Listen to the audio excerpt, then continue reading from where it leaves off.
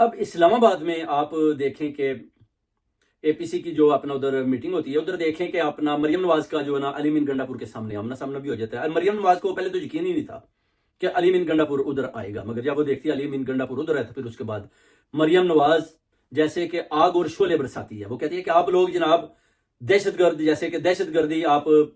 دہشت گردوں کو ساتھ لے کر آپ اسلام آباد کی طرف بڑھتے ہیں، پنجاب کی طرف بڑھتے ہیں. آپ اپنے صوبے میں کام کریں، آپ کا کیا لینا دینا پنجاب میں؟ پنجاب میں میری حکومت ہے، جس پر علی مین گنڈا پور صاحب بڑے تمل مزاجی کے ساتھ آگے سے جواب دیتے ہیں اور بتاتے ہیں کہ جناب یہ جو اپنا پنجاب ہے یہ پاکستان کا حصہ ہے، آپ ہمیں خیبر پختونخوا کو پاکستان سے علیحدہ نہیں کر سکتے، ہم پاکستان کا حصہ ہے اور ہم جب چاہے اسلام آباد کی طرف آ سکتے ہیں، آپ ہمیں روک نہیں سکتے. ادھر آپ نے دیکھ لیں مریم نواز کے جو پولیس ہے گلو باٹ ہے، ان کو بھی اس نے جناب تیار کیا ہوا ہے کہ جناب یہ اگر اٹک کا پوڑ پار کر کے آتے ہیں تو پھر آپ نے ان کے اوپر ڈنڈے برسانے ہیں، شیلنگ کرنی ہے، اور تم بچوں، ماؤں، بہنوں، بیٹیوں کے اوپر